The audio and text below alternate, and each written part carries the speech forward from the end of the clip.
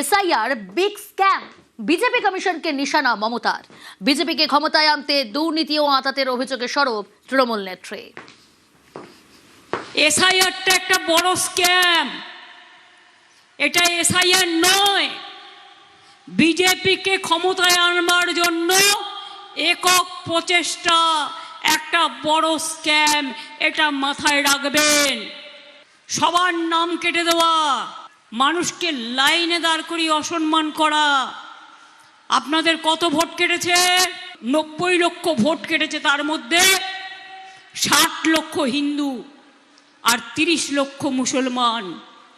আজও লোককে অ্যাডজুডিকেশনের লাইনে দাঁড়াতে হচ্ছে।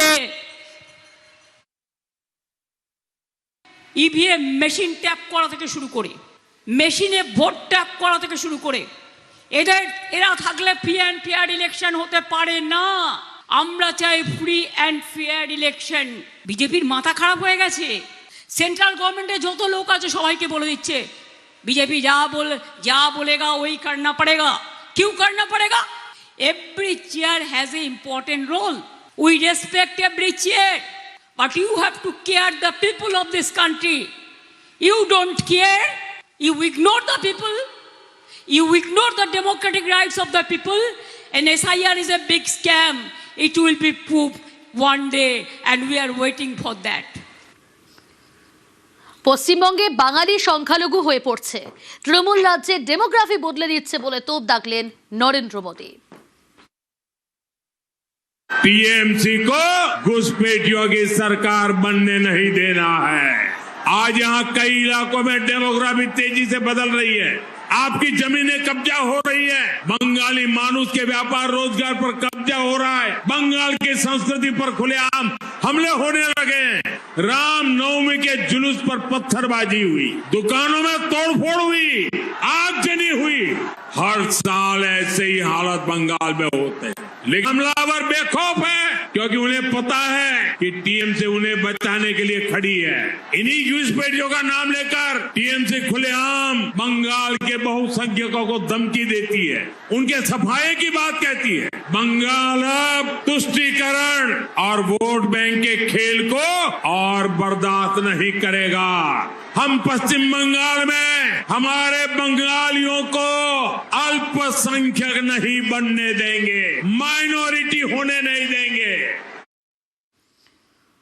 অভিন্ন দেওয়ানি বিধি কার্যকরী আসল পরিবর্তন। জঙ্গিপুরের সভায় ইউসিসি কার্যকর করার দাবি মোদীর। অভিন্ন দেওয়ানি বিধি চালু করে অধিকার কেড়ে নেবে, কেশিয়ারির সভায় পাল্টা তোপ দাগলেন মমতা বন্দ্যোপাধ্যায়।